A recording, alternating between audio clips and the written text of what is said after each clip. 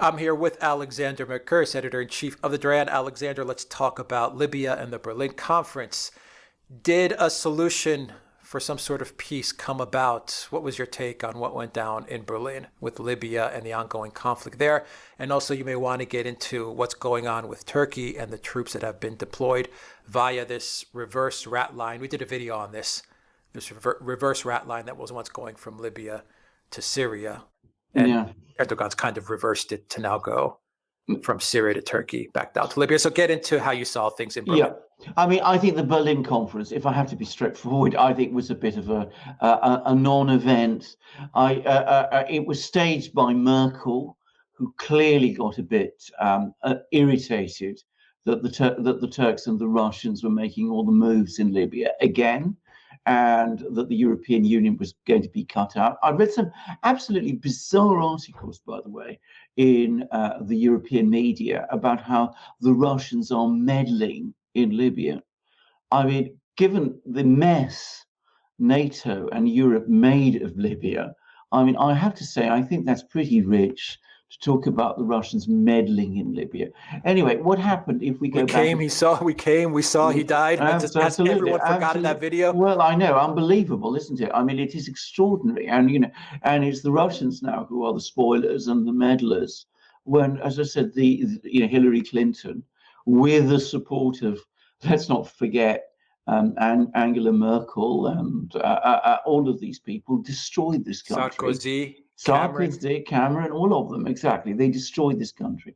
Anyway, if we take a few steps back, as we remember, there's this war going on in Libya, civil war now between the government in Tobruk, the rebel government in Tobruk, which is led by this Libyan General Haftar, who was a former associate of Colonel Gaddafi's, and who is also an American citizen, and has apparently at various times in his life been a CIA asset and all sorts of strange things. But the Russians have been backing him. And there is the internationally recognized government in Tripoli, which is led by groups which are basically affiliated with the Muslim Brotherhood. Now, what has happened over the last couple of weeks is that Erdogan and Turkey have intervened in Libya in a very big way. They've sent, they've intervened on the side of the Tripoli government, and as you correctly said, they've put this rat line that was created to smuggle arms and fighters from Libya into Syria into reverse. So Erdogan has been sending these various jihadi militant fighters that were fighting in Syria. He's been redeploying them to Tripoli to defend the government there, and he's been basically backing the GNA, the Tripoli government, very, very fully. The Russians have been backing General Haftar and the Tripoli government. And then what happened, to everybody's surprise, a couple of weeks ago, on the 8th of January, Erdogan and Putin met in Istanbul at the opening of the Turk Stream pipeline, and they both announced, out of the blue, a peace plan, or rather some kind of a peace moves for Libya.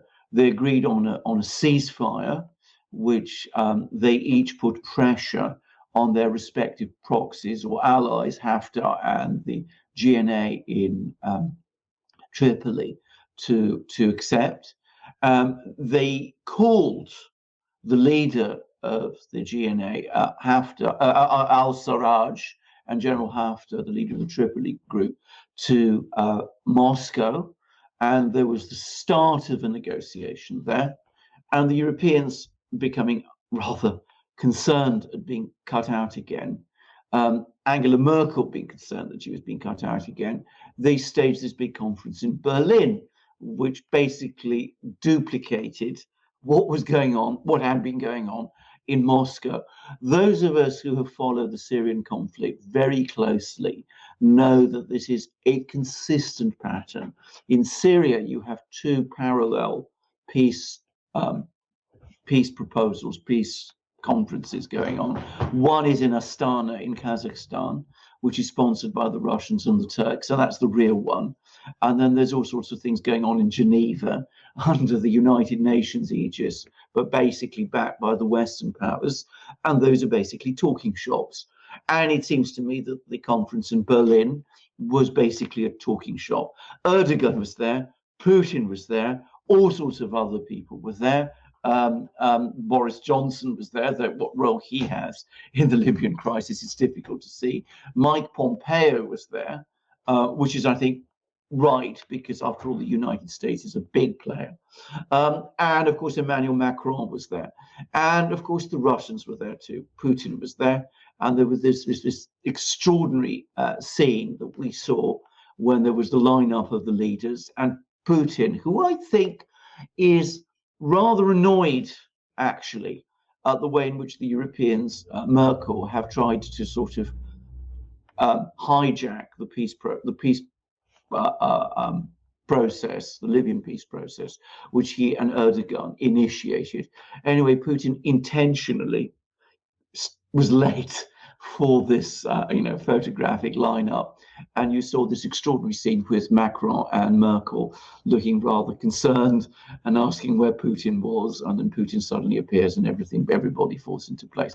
But I think it was Putin actually signaling that he's not entirely happy with this whole process. And as I said, it was a talking shop.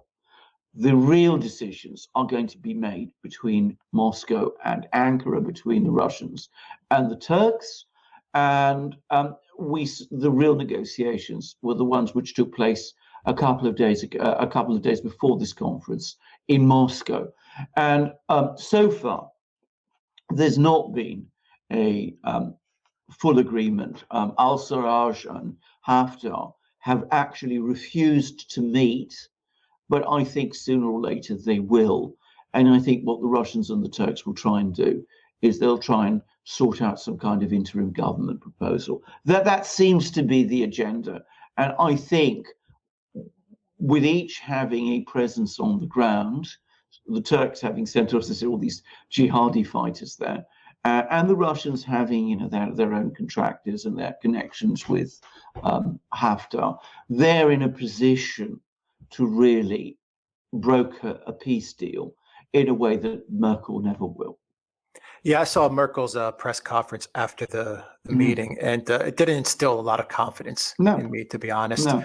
And then I saw Lavrov give his press conference, and he did seem disappointed with the results, but it also seemed that he expected something like that to happen. And he also hinted at the fact that things will be continuing as far as trying to negotiate a peace post-conference as well. So it seemed that he wasn't happy either, but he expected these types of results. And for him, it wasn't over. They're going to continue to try to hammer out some sort of ceasefire. Is that correct? Absolutely. I mean, I saw the Merkel press conference, and Guterres, the UN Secretary General, was there.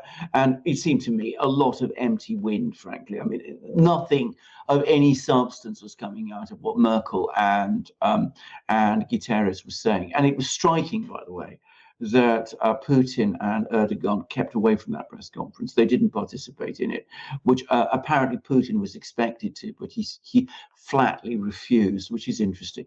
And as you rightly say, Lavrov gave a much more, substantive press conference, making pretty clear his impatience with the whole Berlin conference. I agree.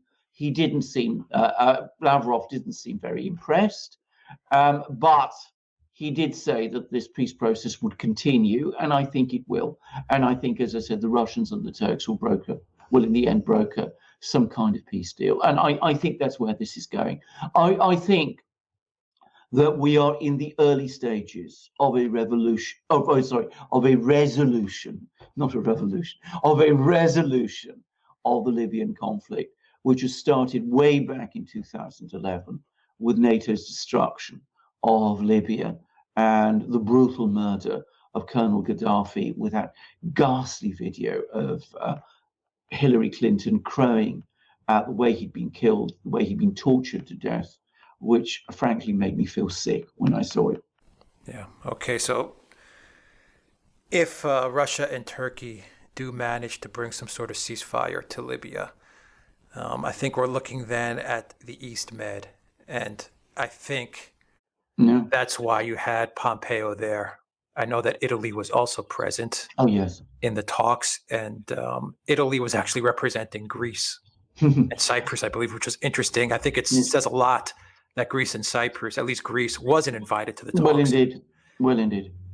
Once Libya's wrapped up, what does this mean for natural gas in the Eastern Mediterranean? Well, can I just say, I think it's very interesting that Greece and Cyprus were not invited to the talks, and I wonder whose decision that was. If I was the Prime Minister of Greece, which of course I'm not, I wouldn't be happy about that. And it's all very well to rely on the Italians to represent your interests, but this is a subject of vital interest both to Greece and Cyprus. And I think they should have insisted on participating at that conference. Not for the first time. I think our diplomacy, I say our diplomacy because we're both from Greek-speaking countries. You're from Cyprus, I'm from Greece. Our diplomacy, Greece's diplomacy and Cyprus's diplomacy, has not been very good in this. I think we should have insisted on attending this conference. But where does this leave all these various projects? I think in a very difficult position, because of course if there is a peace agreement and the Turks establish some kind of permanent presence in Libya, which is now starting to look possible. I thought it was inconceivable a few weeks ago, but as I said, Erdogan has been able to come to this kind of understanding with Putin, which is very remarkable. But if the Turks achieve a permanent presence in Libya and are able to send warships and all that, through the Eastern Mediterranean in that way, it puts Greece and Cyprus in an extremely difficult position. And it would be a sign of major diplomatic failure by Greece and Cyprus. And it would be the product of the fact that Greece and Cyprus are not conducting their diplomacy as effectively as they should. What about, though, Pompeo and Israel? So Pompeo's there. He's there to safeguard the rights of the U.S. He's also there to represent and safeguard the rights of Israel, I would say, as well. Because that's where the gas starts, and it moves through Cyprus to Greece, onto Italy and Europe. So you have one in Pompeo and Italy, and on the other end you have Israel. And Pompeo's at that meeting. Indeed, he is. And from the point of view of Greece and Cyprus, he's, to be frank, a much more powerful and important ally than Italy is. And he may be able to exert pressure to make sure that this pipeline project works. But it's not the Americans who are making the mileage. It's the Russians and the Turks. Now, Putin has good relations. Russia has good relations with Israel. Turkey at this moment doesn't. Whether the Turks will be willing to willing to see this pipeline project go forward in that way remains to be seen. And from the Russian point of view, they will probably want to remain on good terms with Israel. But since this pipeline is clearly intended to chip away at their energy dominance in Europe, one wonders why they would want to assist also. Now, I have to say, I think my own guess is that eventually this pipeline will be built. I don't think the Turks have the means to prevent it. I don't think the Russians care enough about it to try to block it. And the fact that the Israelis want it done obviously counts for a great deal in the world today. But I come back to what I said. Greece and Cyprus have not played their cards well. Are we looking at a potential conflict? I don't mean like a war or anything like that, but an economic conflict or a split, with one side being Russia and Turkey and the other side being US, Greece, Israel? Yeah. Yes. I mean, is that what we're looking at going forward? Geopolitical split?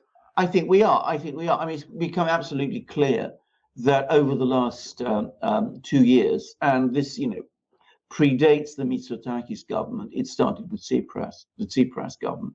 The Greek government took a decision to realign very closely with the United States and against Russia. And this has been the steady trend of Greek policy. And the result is that the Russians and the Turks are increasingly making deals, and and the Russians are not concerned any longer with making sure that there's some kind of balance between Turkey and Greece. And it's something that I wonder whether the political leadership in Athens thought through well. But to be frank, and you are even more familiar with Greek politics. But what about the than I am. political leadership in the U.S. and in Israel, Alexander? And we'll wrap it up Yeah, here. I mean, what do you think they're thinking? Because you said Russia has a good relationship with Israel. Yeah. Russia does. Yes. U.S. Yes. may not have as good a relationship with Turkey as it once had, but that can be rekindled at any time. The minute Erdogan says, Trump or Pompeo, I want back into your arms, they'll be open. Yes. So, I mean, how do you see things there very quickly? Because there's a split, but things could shift. They can shift. They can shift. And I reiterate what I said. I think eventually this pipeline, this gas project will happen. And the reason I think it will happen is because the Americans and the Israelis want it. So I think in the end, they will be able to override any Turkish objections. And as I said, I don't think the Russians care enough to want to obstruct it. And I don't think they'll want to jeopardize their relationship with Israel by obstructing it. The point I'm simply making... What does override mean? Like, what do you mean override the Turkish objections? What would that entail? I think what they will do... Yeah, it's a good question. I think at some point, Pompeo and people like him will go to Ankara and they'll twist Erdogan's arm and Erdogan will come along. I mean, I don't think Erdogan is in a strong enough position with respect to the US to withstand US pressure to let this pipeline happen. So I think it will happen. And I think he will go along with it eventually. But I come back to what I'm saying. I mean, Greece is not a player in this game. So all the decisions that affect Greece and Cyprus are being made by others. And the Greeks and the Cypriots have to keep their fingers crossed and hope that they turn out well for them in the end. But it's a sign of how poor Greek and Cypriot diplomacy, especially Greek diplomacy, because it's Greece that always takes the lead in these matters. It's a sign of how poor Greek diplomacy has become. I mean, a more proactive diplomacy by Greece, keeping lines open to Erdogan in Turkey, trying to maintain some kind of a balance between Moscow and Washington. I mean, to be clear, a balance which always accepts that ultimately Greece is a member of NATO and of the EU, but nonetheless, a friendly relationship with Russia. These are obviously in Greece's interests, and the Greeks have not, the Greek leadership has not done that. And as a result, we see that a major negotiation has happened in Berlin about a resolution of the crisis in Libya, which concerns Greece, and Greece isn't there, and a pipeline project in which both Greece and Cyprus have a major stake, it is now in jeopardy and depends ultimately on Pompeo going to Ankara and twisting Erdogan's arm in order to get it to happen. Now, that may be how it turns out, but it would be much better if we'd never been in this situation in the first place. All right, Alexander Mercouris, Editor-in-Chief of the Duran. Thank you very much. Guys, if you like this video, click on the subscribe button down below. Click on that notifications bell to make sure you get notifications every time we publish a new video. Also, look for us on iTunes and on Soundcloud as well to get an audio copy of this video. And check us out on BitChute and DuranVideo.com, where we post all our video content on those two platforms. The links are in the description box down below. Please donate to us on PayPal, Patreon, and Subscribestar as well. Your donation helps keep this channel going. And of course, go to theduranshop.com to pick up some merchandise. You'll find a link to the Duran shop in the description box down below, theduranshop.com. Alexander Mercouris, thank you very much. Till next time, everybody, take care.